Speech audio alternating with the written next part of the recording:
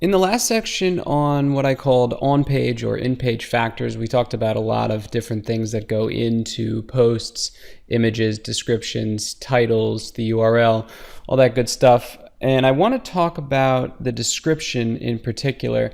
Now, sometimes you'll refer to this as the meta description. These are the two lines under all of these search results. I just did a search here for SEO. This two-line, about 155 character string of words is called the meta description. The part in bright blue up at the top would be called the meta title, in case you ever hear those terms. The meta description is particularly important because it determines click-through rate, meaning people do a search for something and they typically just look at the top 5 or so results, basically whatever they can see before they have to scroll down. And based on those two lines of text, they're going to figure out which one is most relevant to their search, which sounds most compelling. Now, the meta description doesn't technically have any ranking factor within the Google search results, meaning that Google doesn't say, oh, this description is more compelling. Typically, Google just takes a piece of the text within one of your posts and displays it as the description. So even though you're picking the meta description for your post, Google's not always going to take that. But just in case they do take your meta description, you want to have something that's going to make people click, right? You want to make it just like you would make any headline, right? Because most people only read the headlines before they read stories to decide what they want to read. And most people only read these two lines before they decide on clicking on something. So these two lines don't necessarily have any effect on the search rankings, but they do affect click-through rate because people click on these.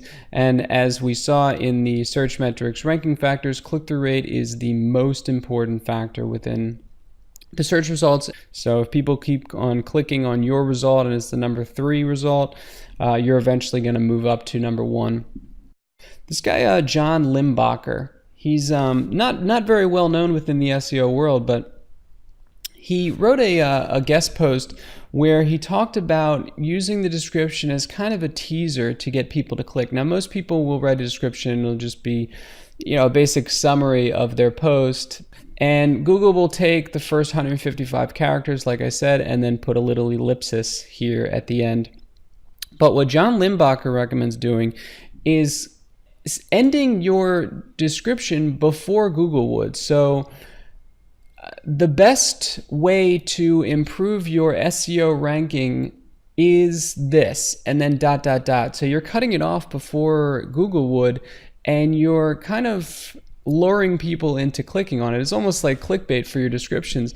And he says that he sees click-through rate for his websites when he does that go through the roof, for his words.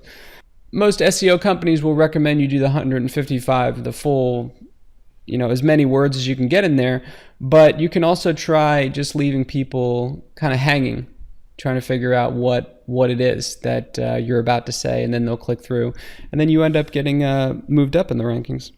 So it's a good little strategy for writing meta descriptions, is not to write as much as you can.